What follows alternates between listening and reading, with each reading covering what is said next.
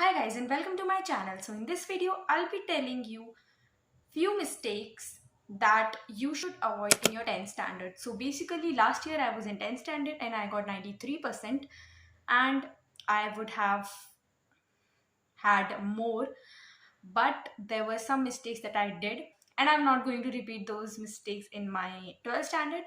But for all the people who are now in 10th, these are the mistakes that you should definitely avoid. So they are not those things like inconsistency, procrastination and doing PYQs that everyone will tell you. These are few things that no one will tell you, and I am telling you this from my own experience. So the first mistake that I did was choosing wrong teacher. So basically on social media there is a lot of hype of few teachers. I'm not defaming any teacher, लेकिन कुछ teachers की इतनी ज़्यादा hype है, तुम उनसे पढ़ते हो बट तुम्हें समझ नहीं आएगा. समझ आएगा भी तो they will tell you just small trick या जिससे तुम उस चीज़ को याद रख पाओ, but they will not tell you the basic concept जो होना चाहिए उस चीज़ के पीछे. And I have followed wrong teachers. Let me tell you, I studied science, like all the chapters of science of class 10th from 3 different teachers.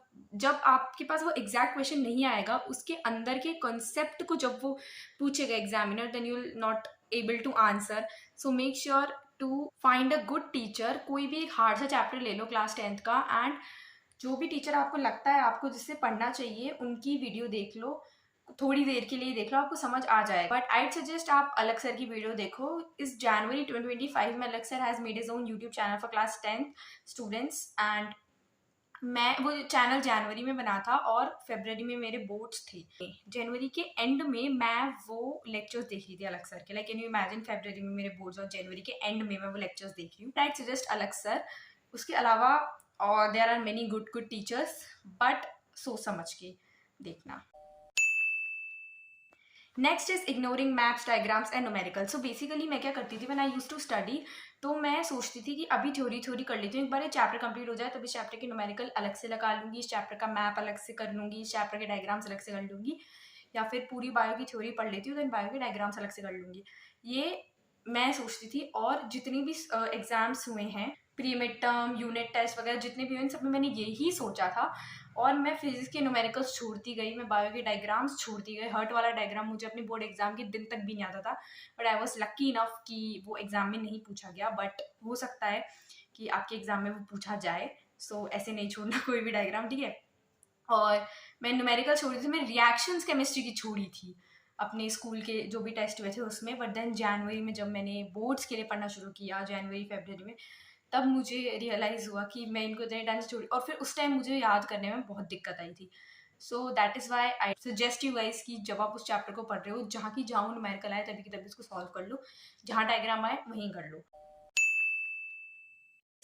So basically क्या होता है कि आपके जो भी फ्रेंड्स होंगे, ठीक है, वो बोलेंगे कि हमने तो कुछ भी नहीं पढ़ा है, मैं तो कुछ भी नहीं पढ़ के आया, मैं तो कल वहाँ गया था, वहाँ गया था, वहाँ गया था. लेकिन this is the biggest trap, ठीक है, वो सब ने सब कुछ पढ़ा होता है.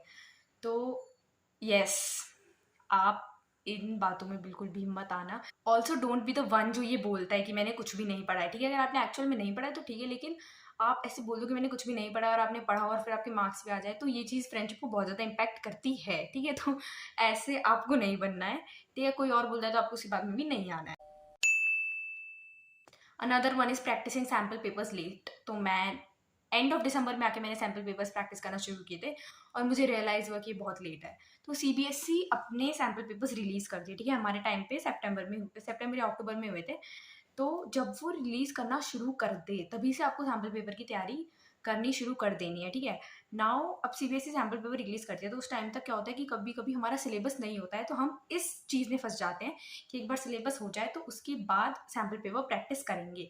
लेकिन ऐसा आपको नहीं करना है. देखो, सीबीएसई जो सैम्पल पेपर रिलीज़ करेगा उसमें से आपने कुछ चीज़ें कर ली होंगी. ठीक है, कुछ चैप्टर्स आपने कर लिए होंगे, उस चैप्टर्स के कर लो, जिनके नहीं किए उनको सर्कल कर दो, उनको बाद में कर लेना.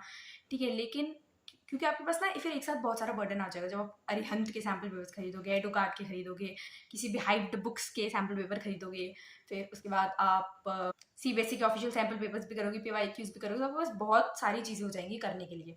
ठीक है, तो जैसे एटलीस्ट सीबीएसई का ऑफिशियल सैम्पल पेपर तो आप तभी कर लेना जब वो रिलीज़ हो. ठीक है, वरना बाद में रिवीजन भी रहेगा. और मेरे जैसे जो लोग जिन्होंने डायग्राम्स, रिएक्शंस, ये सारी चीज़ नहीं करी थी, जो गलत टीचर की वजह से रह गए थे, इसलिए सैम्पल पेपर टाइम पे सॉल्व करते रहना। नाउ दिस इज़ समथिंग जो कि मुझे काफ़ी लोग जिसके लिए हो सकता है बोले भी, but this is about wasting time in making note. See you're in 10th standard, तो टीचर्स आपको नोट्स बनवा देते हैं, ठीक है। कोई भी अब आपको बैक साइड क्वेश्चन नहीं करवाएगा तो आपको नोट्स बनवा देंगे। आपको अपने एक्स्ट्रा एफर्ट्स नहीं डालने हैं, you have to do smart work. जब टीचर ने नोट्स करवा दिए हैं, so there is no need to make your, like teacher के नोट्स भी हैं, एनसीईआरटी भी है, सेल्फ नोट्स भी बना लेते हैं, तो ये नहीं करना है, ठीक है। दो सोर्सेस लर्निंग के लिए इनफ हैं, टीचर के बनाए हुए नोट्स एंड एनसीईआरटी। मैं क्या करती थी, अगर टीचर भी इनकेस नोट्स नहीं बनवाता तो मैं लेक्चर्स देखती थी या फिर टीचर जो पढ़ाता था, तो मैं क्या करती थी, एनसीईआरटी उसकी लाइन बाय लाइन उसकी रीडिंग, और जो टीचर ने बोला अगर इनकेस वो एनसीईआरटी में नहीं है तो उसको मैं अलग से लिख लेती थी, ठीक है। नाउ बायोलॉजी में ऐसा होता है 10th में कि जो आपकी बुक में, जैसे आपकी बुक में जैसे हॉर्मोन्स वाला चैप्टर है, ठीक है, कंट्रोल एंड कोऑर्डिनेशन, तो आपकी बुक में क्या होगा कि एक वर्ड दिया होगा, लेकिन उसके 3, उस हार्मोन के बारे में वो 3 फंक्शंस पूछ लेगा आपसे, ठीक है, एग्जाम में, और वो बुक में कहीं भी आपको नहीं मिलेगा।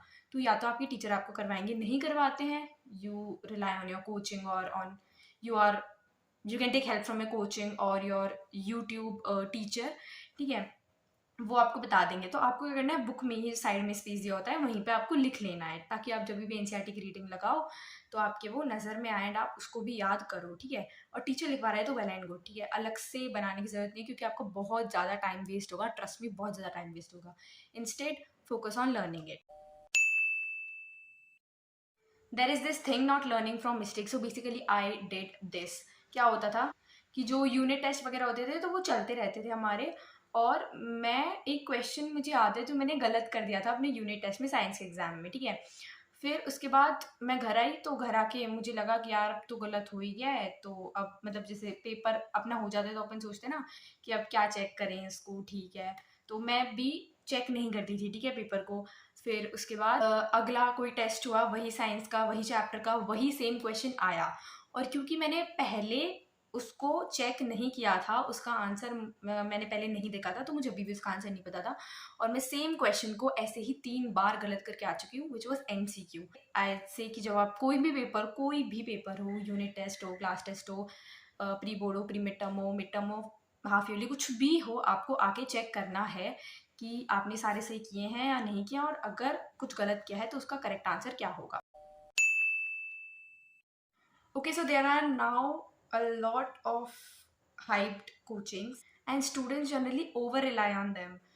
तो मैं आपको बता देती हूँ कि ऑनलाइन बहुत सारे बैचेस हैं, कोचिंग्स बहुत सारी हैं, ठीक है, ट्यूशन्स भी आप में से लोग जाते होंगे। सो बेसिकली क्या होता है कि आप ना स्कूल में पढ़ पाते हो ना ट्यूशन में पढ़ पाते हो, ठीक है, थोड़ा सा आपको लॉस्ट सा फील होता है, क्योंकि सुबह स्कूल शाम को ट्यूशन, और सेल्फ स्टडी के लिए बिल्कुल भी टाइम नहीं निकाल पाते हो, and that is very very wrong thing. मेरे साथ क्या होता था कि मैं यूट्यूब पे लेक्चर्स देखती थी, ठीक है, तो मैं जैसे स्कूल से आके मैं लेक्चर देखा 2 घंटे का, 3 घंटे का, और फिर मुझे लगता था कि मेरी पढ़ाई हो गई है, और मैं सेल्फ स्टडी नहीं करती थी, मुझे कुछ भी याद नहीं था। और फिर जब मैं पेपर देने बैठती थी, सैम्पल पेपर वगैरह, तब मुझे रियलाइज़ होता था कि मुझे तो कुछ याद ही नहीं है, मैं तो अपना सारा टाइम लेक्चर्स देखने में वेस्ट किया instead of learning it, practising it. So make sure you do practice and you learn, you take time for self study. Without self study nothing will work. आप lectures देख लो, but do not rely it on completely. Now the next is fearing test. So basically देखो क्या होता है कि हम test के लिए डरते हैं, क्योंकि हमारे कम मार्क्स आएंगे, हमने नहीं पढ़ा है या हमें नहीं समझ आया, जो भी बात हो। तो ये चीज़ आपको ध्यान रखनी है कि आपका जो मेन एम है वो बोर्ड्स है, ना कि ये क्लास टेस्ट और ये यूनिट टेस्ट, ये आपका मेन एम नहीं है। Your main focus should be on boards. तो आपको ये वाले टेस्ट दे दो, आपके लाइक अगर आपने पढ़ा है तो आपकी प्रैक्टिस हो जाएगी, नहीं पढ़ा है तो आप उसको बाद में पढ़ लोगे, ज़्यादा क्या होगा, कम मार्क्स ही तो आएंगे। लेकिन आपको सारे टेस्ट में अपीयर होना है, जिससे आपको पता चल जाए किस टाइप के क्वेश्चन आते हैं, अगर ये क्वेश्चन है तो ये एमसीक्यू वगैरह में आएगा, किस में आएगा। क्योंकि क्या होता है कि जनरली स्कूल्स में जो पेपर होते हैं क्लास 10th के, क्लास 12th के, उसमें वो लोग क्या करते हैं, पीवाईक्यू या सैम्पल पेपर में से उठा के देते हैं क्वेश्चन, तो आपको से पीवाईक्यू भी हो जाएंगे थोड़े बहुत। तो that is why it is very important to appear in all the test. These are very important and should not be done if you want to score 90 plus in your 10th boards. So that's it for today's video. I hope you like it and found this helpful, and if you do, don't forget to like, share, comment and subscribe to my channel.